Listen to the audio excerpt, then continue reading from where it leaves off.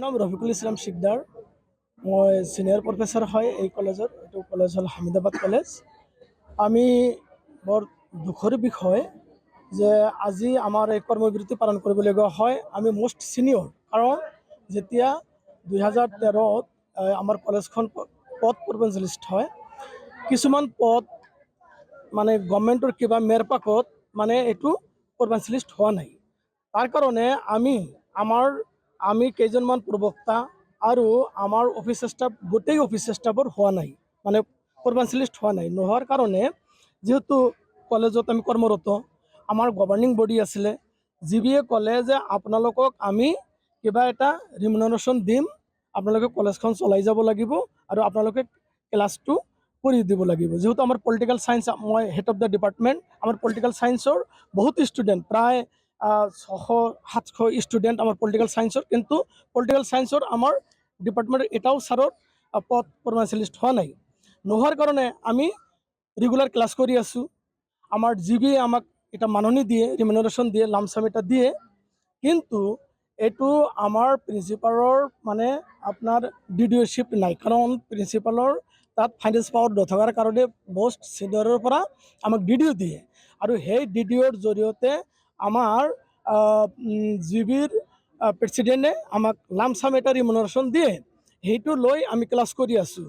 গতিকে কিন্তু আমাৰ প্ৰিন্সিপালৰ মইমতালিৰ কাৰণে টাইম টু টাইম মানে ডিডিঅ'ৰ লগত নিমিলে, ডিডিঅ' চেঞ্জ কৰি দিয়ে। এনেকৈ 3-4টা ডিডিঅ' চেঞ্জ কৰাৰ পিছত আমাৰ হায়াৰ অথৰিটিয়ে ডিডিঅ'টো লৈ গৈছে যে এনেকৈ আমিতো দিব নোৱাৰোঁ, বাৰে বাৰে চেঞ্জ হয়, 3 মাহ 4 মাহ 6 মাহ পিছে ডিডিঅ' চেঞ্জ হয়, কোনো কলেজৰ ডিডিঅ' চেঞ্জ নহয়। তাৰ কাৰণে আমাৰ হায়াৰ এডুকেশ্যন ডিডিঅ'টো লৈ গৈছে। লৈ যোৱাৰ পিছত আমি দেখিলোঁ যে আমাৰ আজি 3 মাহৰ পৰা আমাৰ ৰিমুনাৰেশ্যনটো নাই। কাৰণ জিবিয়ে কৈ আছে যে যিহেতু আমাৰ ডিডিঅ' নাই, ডিডিঅ' নথকাৰ কাৰণে হায়াৰ এডুকেশ্যনে ডিৰেক্টৰেট ডিডিঅ'টো লৈ গৈছে। লৈ যোৱাৰ ফলত তেওঁলোকে আমাৰ ইণ্টাৰনেল ফাণ্ডটো ইউটিলাইজ নকৰে। ইণ্টাৰনেল ফাণ্ডটো যদি ইউটিলাইজ নকৰে, আমি কেনেকৈ দিম? আমি ইণ্টাৰনেল কিবা ফাণ্ডৰ পৰা লামচাম আপোনালোকক দি ক্লাছবিলাক কৰি আছোঁ, কলেজটো চলাই আছোঁ ধুনীয়াকৈ, কিন্তু এইবিলাক আমাৰ ডিৰেক্টৰ ছাৰে এইবিলাক ঝামেলা নোলোৱাৰ কাৰণে আমি 3 মাহৰ পৰা আজি আমি যে পৰীক্ষা চলাইছোঁ, BA 2nd চেম, BA 4th চেম, BA 6th চেম, এতিয়ালৈকে সেই ৰিমুনাৰেশ্যনো পোৱা নাই। আৰু আমি 3 মাহৰ পৰা আমাৰ যিটো লামচাম এটা ৰিমুনাৰেশ্যন দিম, এইটো আমি পোৱা নাই, কাৰণ ডিডিঅ' নাই। এইটো হায়াৰ অথৰিটিৰ দোষ নহয়, কাৰণ আমাৰহে দোষ। আমি বাৰে বাৰে আমি ডিডিঅ' মানে চেঞ্জ কৰে আমাৰ গভৰ্ণিং বডি। তাৰ কাৰণে তেওঁলোকে খঙতে লৈ গৈছে যে কেনেকৈ কথা, অসমৰ কোনো কলেজত ডিডিঅ' চেঞ্জ নহয়, এই কলেজত 4-5টা ডিডিঅ' চেঞ্জ হ'ল, সেইকাৰণে তেওঁলোকে লৈ গৈছে।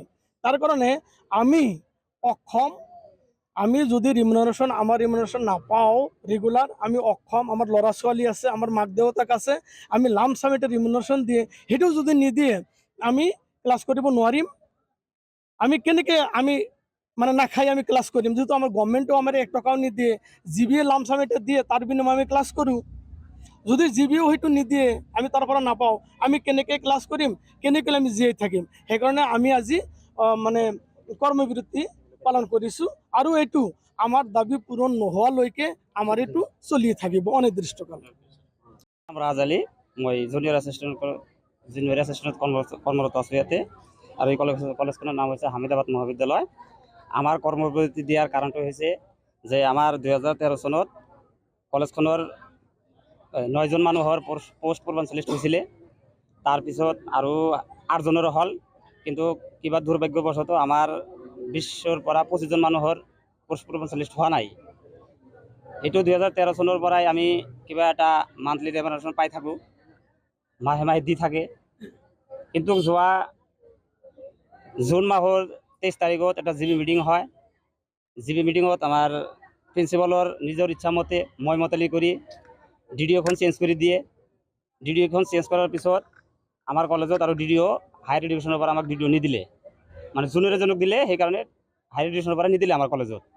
সেইটো নিদিয়াৰ ফলত আমাৰ কলেজখন এতিয়া একেবাৰে অচল অৱস্থাত পৰি গৈছে। অচল অৱস্থাত পৰাত এতিয়া ছাত্ৰ ছাত্ৰীবিলাকৰ এটেণ্ডেঞ্চ নাই, চক ডাষ্টাৰ নাই। আমালোকে 3 মাহৰ পৰা এটা পইচা পোৱা নাই। তাৰ আগতে এটা পৰীক্ষা খতম হৈ গৈছে, শেষ হৈছে, সেইটোৰ পইচাও আমি পোৱা নাই।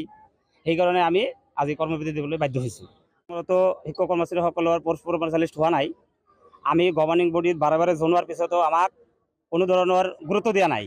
আমি বাৰে বাৰে আমি চিঠি দিছোঁ, গভৰ্ণিং বডিক, প্ৰিন্সিপালক দিছোঁ, টিচাৰ ইউনিটক দিছোঁ, কিন্তু আমাক কোনো গুৰুত্ব দিয়া নাই। নিদিয়াৰ ফলত আজি আমাৰ এইটো কৰ্মবিৰতি দিবলৈ আমি বাধ্য হৈ পৰিছোঁ। আৰু আমি গভৰ্ণিং বডিৰ অনুৰোধ জনাই আছোঁ যে অতি সোনকালে আমাৰ দাবীসমূহ মানি আমাক যাতে আৰু বেছি তীব্ৰতাৰ আন্দোলন কৰিবলৈ বাধ্য নকৰায়। আমাৰ যিমান দিনলৈকে আমাৰ কাৰ্যকৰী আমাৰ দাবীসমূহ পূৰণ নহয়, সিমানলৈকে এইটো কাৰ্যসূচী চলি থাকিব।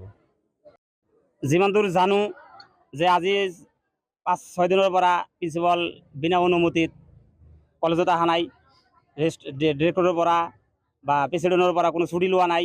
এনেই তাৰ নামত কিবা এটা মানে ভিজিলেন্সৰ পৰা কেছ ফাইল হৈছে, কেছ ৰেজিষ্টাৰ হৈছে, ধাৰা পৰিছে 6টা। সেই ধাৰা মোতাবেক সি মানে পলাই ফুৰি আছে। এতিয়া কোনো কলেজৰ লগত কোনো যোগাযোগ নাই।